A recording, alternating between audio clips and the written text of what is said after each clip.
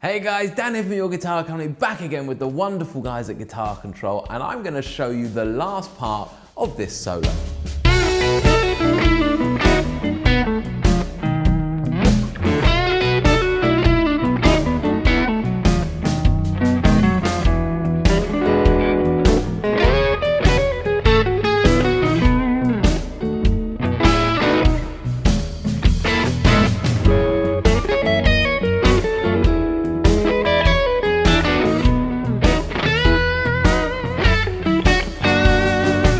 So, at this point, we're going round from the 5 chord, 4 chord, and then the turnaround. So it's this part of the chord progression. 1, 2, 3, 4, 2, 3, 4, or 1, 2, 3, 4, or 1. And there's that augmented chord we talked about in the first lesson. So the lick here is going to be like this. 1,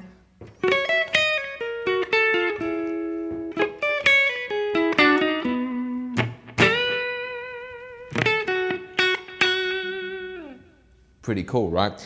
So let me just break that down for you. Now, this is where it's so important to know the chord progression because we're really highlighting arpeggios here, okay?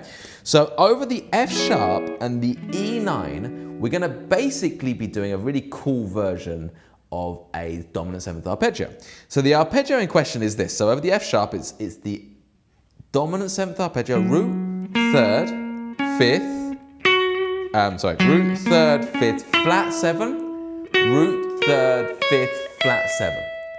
So check out the worksheet. You can download it in the description. It's really important that you get this shape in your head. Oh.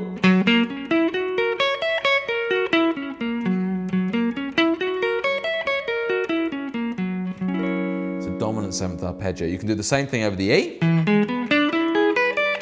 Oh. I'd highly recommend getting that shape together, guys, okay? Just imagine it, if you're playing over the 5 chord, then the 4 chord, then the 1 chord. You know, you can just blast out the arpeggio to really make the user hear, oh, look, he's playing the 4 chord, he's playing the 5 chord, he's spelling it out for me, it's really cool. So we're going to use a fraction of that for our lick. So we're literally going to go like this. So we're going to just start. So we're going to play the 5 chord first, F sharp 9. Then we're going to go and we're going to start on the root, major 3rd, and then the 5th. But we rake through it, okay? So really the main note is there. Okay? And we're just raking quickly through that. Okay, so it's just getting used to that motion of just all downstroke. Like that. And then we're going to hit the flat 7. So we're going to go. So just get used to doing that motion first. It's really tricky when you first start trying to do that. But just remember the key thing is that even if you didn't do this bit, the key thing is that on the beat it's just simply. So you could just go like this. But it just sounds cooler to go. But if you listen to it, in terms of the beat, it's the same thing. So the rake has to be grace notes. So as in like, you hear them, but they're very much part of the same beat. Then we're gonna walk down this. We're gonna add an extra note. We're gonna add this really cool little note here. Again, I'm still just kind of thinking from my B pentatonics, and I can relate that to my B pentatonics. It also always works over this particular chord shape as well, because of course this is a 9th. This is the, let me just check that, 1, 2, 3, 4, 5, 6. The 13th, sorry, on top. The 13th on top, so it sounds really cool, okay? Okay, and then we're gonna come back to the 9, the 11, and the 11. So we're kind of just spelling out that arpeggio. Then we're just going to drop it down chromatically. So.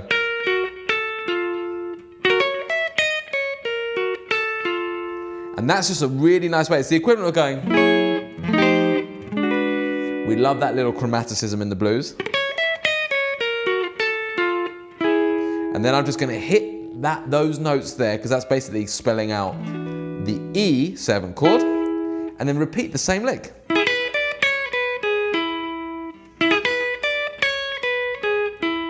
You can hit the same lick.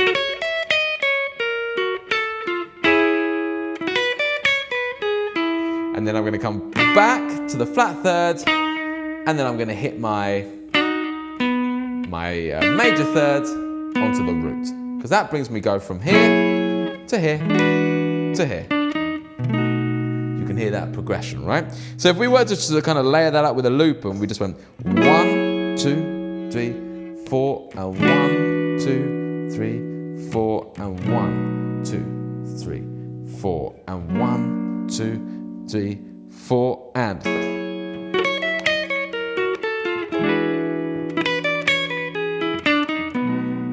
Okay, I'll do that again. 3, 4, 1.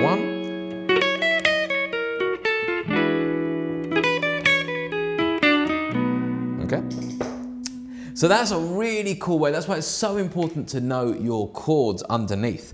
And finally, for the turnaround lick, we're going to go like this. You really got to get a hold of that. It sounds better with the tube screamer. So, let's just go through that. So I'm really just thinking my minor pentatonic, box 1, and I'm just going to grab this flat 7 and bend it up to the root. Full bend, loads of vibrato, as much vibrato as you can get on top of that, okay? Really try and give that some. That's the first bit of the solo, which is really aggressive. And then I'm going to bring that down. So just 10, 7, 9, maybe a little bluesy curl on the 9, and finish on the 7th fret. And of course that 7th fret, when you do that augmented chord, very much highlights the augmented chord, the 5 chord in the blues. So it highlights the 5th chord in the blues, which is why it's the perfect note before you come back to the root there. Okay, so that lick once again. Okay. In terms of your timing, remember you've ended like this. 1, 2, hits. Okay, 1 and 2 and like that. We're going to smash it in like that. All right. So let's just do that whole thing, that piece with the drums. Okay, that's 70 BPM. 1. So from the 5 chord, 3, 4. I'll just play the 5 chord.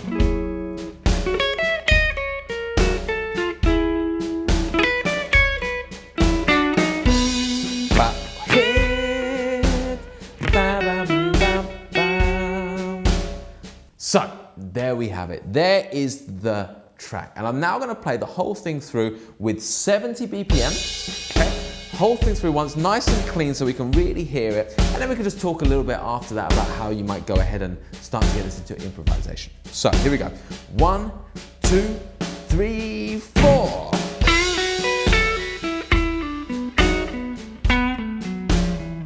Okay, same again.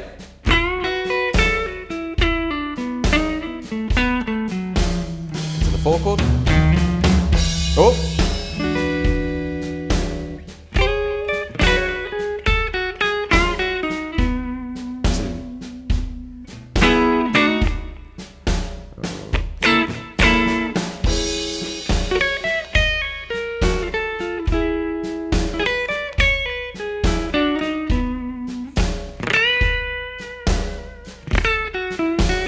Let's do it again with the bad monkey. 1, 2, 3, 4.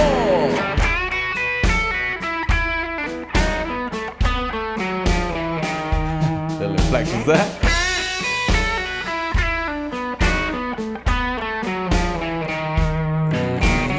Yeah, got it. Cool little bit. 2, 3, and then those hits. 5 chord.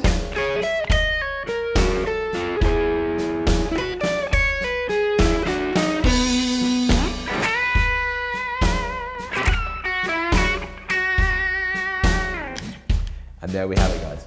There is our solo. That's what you need to work to get together. Now remember to get the worksheet, download the worksheet. Please do also visit the website, the Your Guitar Academy website. If you love the blues, then you will love all of our Blues Essentials courses where I go through this stuff in so much detail, it's unreal. So, what I just want to talk about just quickly before I end is how to then just take that and start to put that into your improvisation. So what I want to do is just get a really quick little loop here of just the basic 12 bar like this. So.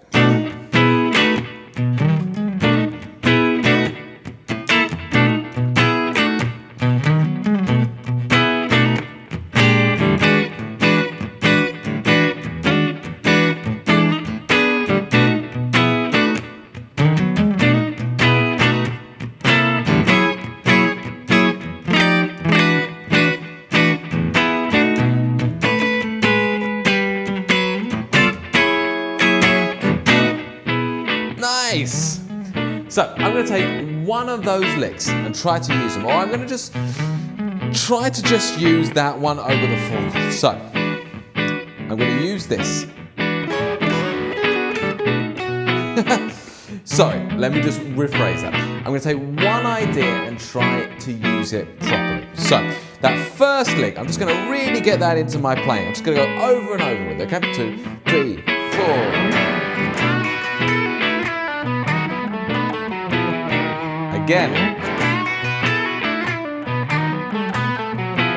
I'm gonna go again, screw it.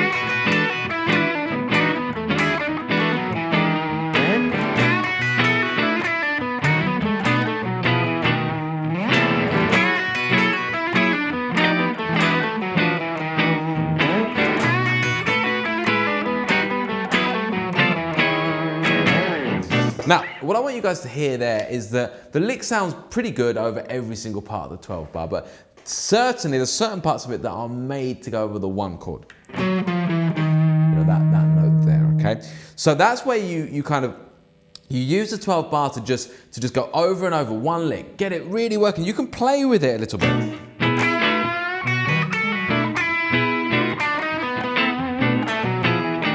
Just really play with it.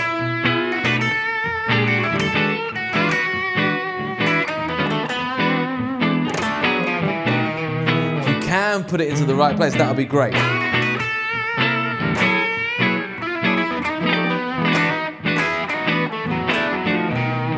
Okay, so I'm molding it, I'm pulling it, I'm having some real fun with that. I'm getting it under the fingers completely. More so than just learning the solo, I'm now pulling it out of the solo and trying to get it molded. Okay, and as you get it really under your fingers, you start to get a feel for it, then you can start to then put it in the right place. Same thing goes for if I did this kind of lick. Okay, remember we did that over our 5 chord, but you can do that over any one of those chords. So what I challenge you here is, take the 5 chord, the 4 chord, and the 1 chord. So of course, the way to find that lick is always by the root note on the A string, because it's just that arpeggio. So I've got the B here, F sharp, and E. So I can try and put that in. I'm going to have a bit of fun with that. Okay.